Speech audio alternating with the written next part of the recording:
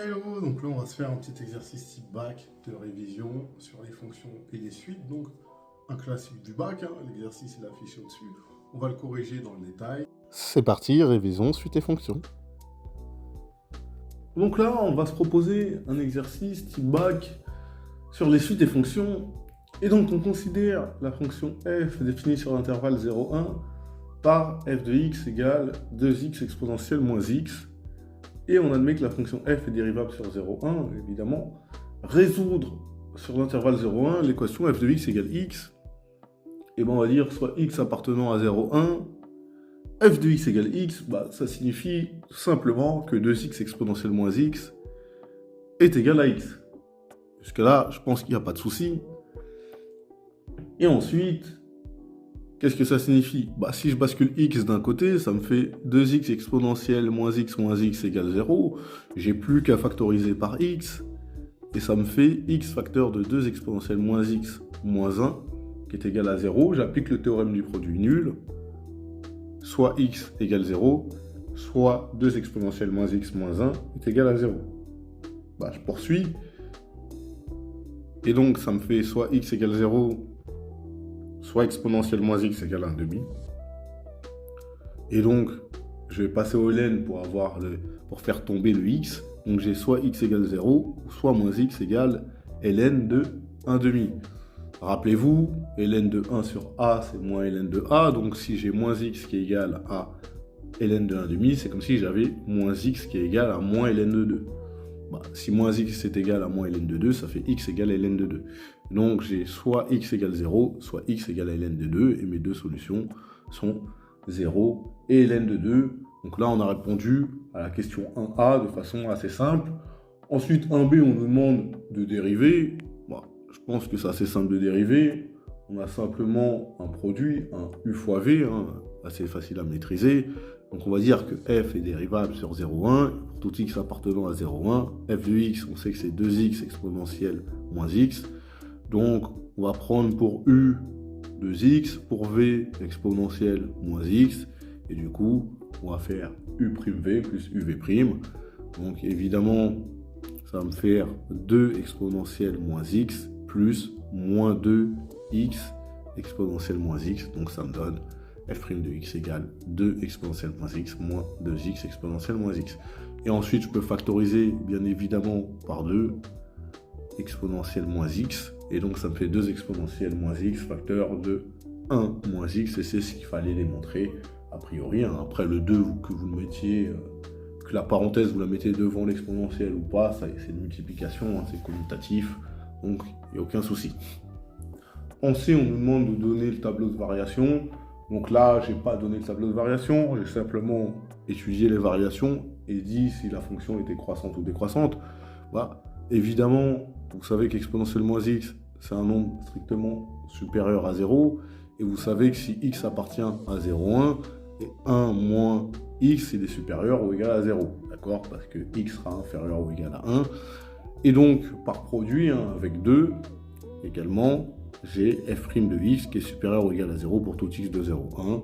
Ça veut dire que f est croissante, et je pourrais même dire qu'elle est strictement croissante parce que la dérivée s'annule Uniquement 1 sur 0,1. D'accord?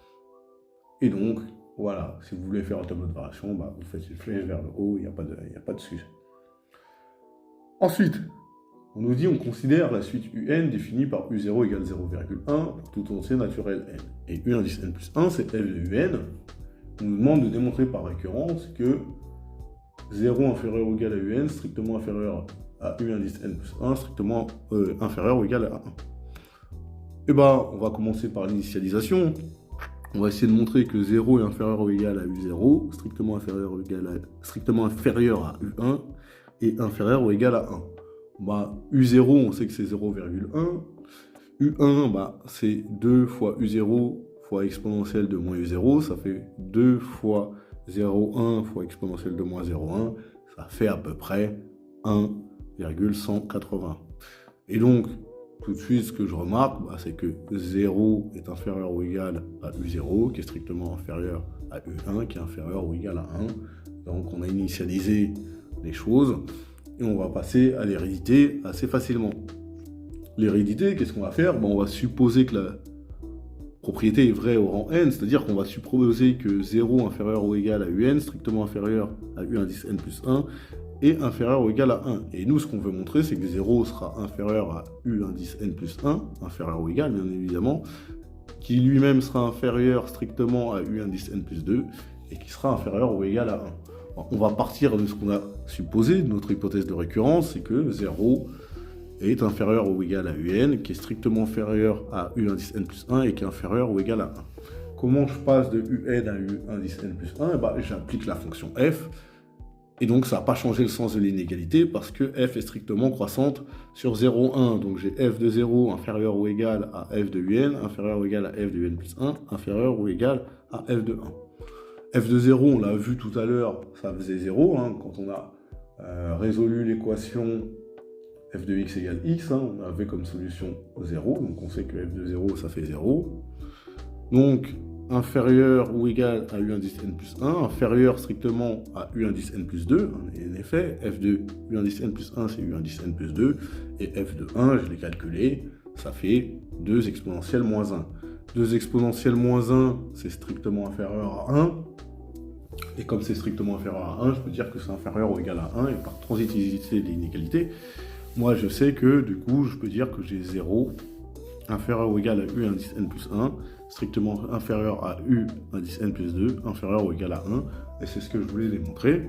Et pour conclure, par initialisation et hérédité, je sais que j'ai 0 inférieur ou égal à un, strictement inférieur à un plus 1, inférieur ou égal à 1 pour tout entier naturel n.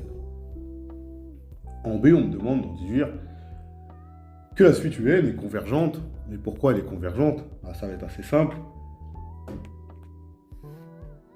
D'après la question de A, on voit que la suite, elle est croissante et majorée. Or, tout de suite croissante, majorée et convergente. Donc, on poursuit. On disait que la suite un donc, était croissante et majorée, et donc tout de suite croissante majorée converge, et donc un converge vers une limite, on va noter L sa limite.